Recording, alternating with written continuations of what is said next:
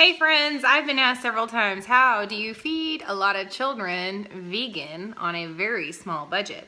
Well, you know what?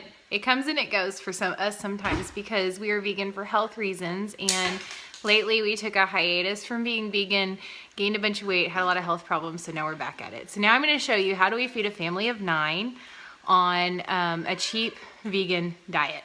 Okay, so also really important is your staple ingredients, what you need to stock your pantry with.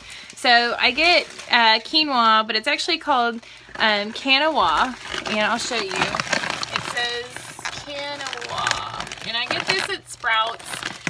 It is quinoa's close cousin, but it is a 25-pound bag. And then we get the basmati rice from Costco. And this one's a 20-pound bag, and we'll go through it pretty quickly. So those staples are going to need to be in your pantry. The quinoa and quinoa are both very, very high in protein. Hello! So you're going to need that. Protein's a huge thing. A lot of people think that they can live off of one fruit or one vegetable or one grain, but it's not true. God made us to where we needed a mixture of everything so that we get the vitamins and minerals that we need. Okay, so I realized that when I was cooking, I actually shot a picture of the wall the entire time. Amateur. Anyways, so what I do is with my produce to feed a large family, what you're gonna need to do is if you have a grocery store, you obviously want to buy the produce that's on sale. And so I follow all the sales and I go where it's cheapest and I make a list of what I'm gonna get.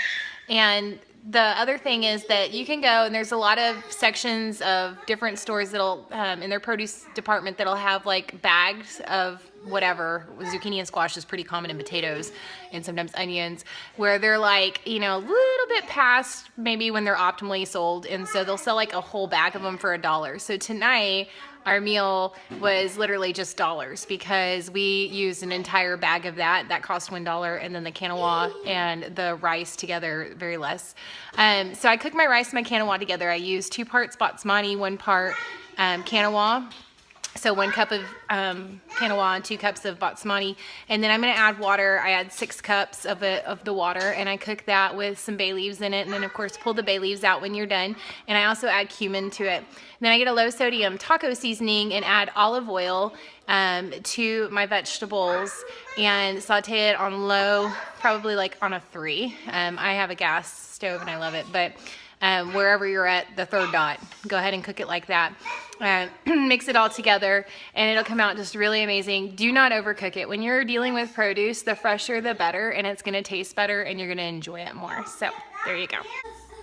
So the next question comes, how much garlic should I add to my food? And my answer is you can never have too many cloves of garlic. In fact, add bulbs, because you know what? It won't hurt. And I use a little pureer thing. I think this one's Pampered Chef. Push it through and add that to my food probably about 5 minutes before the vegetables are done. All right, folks, here's the last little bit. So when you put it on a plate, this is what it looks like plated. I do about 3 spoonfuls of the rice and quinoa, and then 3 spoonfuls of the veggies that are mixed. I drizzle with a little bit of tahini. I put lots of pepper on mine because I like pepper. And then for the kids, I do basically the same thing, but less. 2 spoonfuls for the older ones and 1 spoonful for the little ones. And that's it. Bon appetit. Happy vegan.